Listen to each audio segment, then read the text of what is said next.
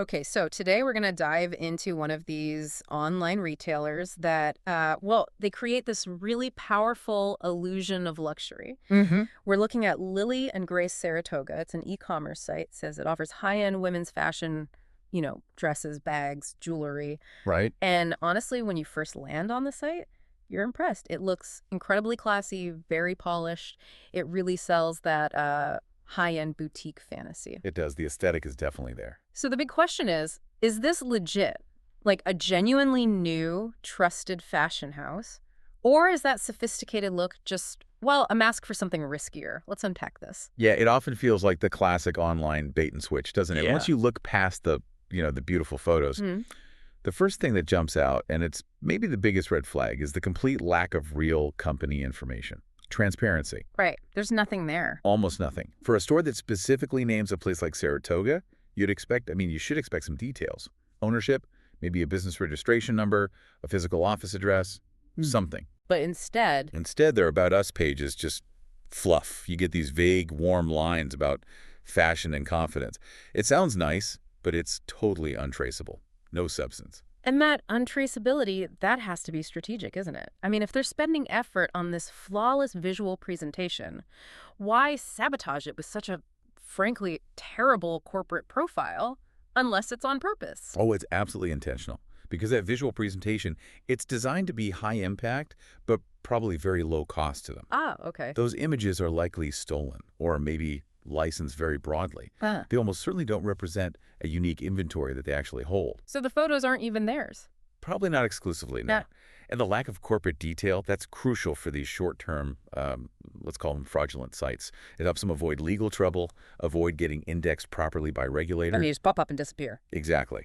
They operate on the assumption that the glamour, the look, will make shoppers skip the basic checks, skip the due diligence. Which brings us to some of the technical stuff we found. The domain name itself, the website address, it was registered only recently. Yeah, that's a big one. And for everyone listening, that's key. Newer domains often haven't built up trust. Search engines are wary, payment processors might be too. It makes them inherently riskier. But here's where it gets really interesting. This isn't just about one new site. There are reports of reskinning. Exactly right. This probably isn't just a single suspicious store. It looks like it could be part of a whole network, a templated operation. A network, how does that work? Well, the sources we looked at suggest that lots of other websites, often under totally different names, are using almost identical website layouts. Same structure, same design elements, Maybe the same product photos. and the exact same product photos. Yeah. Think about it from the scammer's perspective, it's efficient. Why build a totally new fake store from scratch every time? Right. They just reskin a template they know works, launch it with a new name, run it until the complaints pile up or it gets flagged. And then they just shut it down and launch the next clone. Precisely. And Lily and Grace Saratoga, it fits that profile perfectly. It looks like a template site designed for quick deployment and a short lifespan. Wow. So the sophistication isn't in the fashion or the products. It's in the process, the rapid creation of these temporary disposable storefronts. That's the game. Low risk, potentially high reward for them. Okay, so what about customers? Is there any proof people are actually buying things and receiving them? What happens when we look for actual customer interactions? Well, that's where it gets quiet. Eerily quiet. How so? The site itself might have some glowing testimonials, but you can bet those are controlled, probably fake. When you look outside the site, places like Trustpilot, the Better Business Bureau, even just social media buzz, Nothing. there's a total absence of verifiable reviews.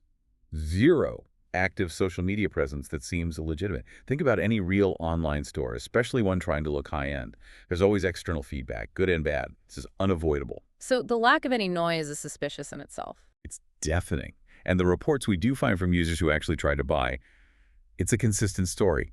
Items never shipped, tracking numbers that vanish or don't work, and customer support that becomes a complete ghost town right after they take your money. Okay. The evidence really points to that model.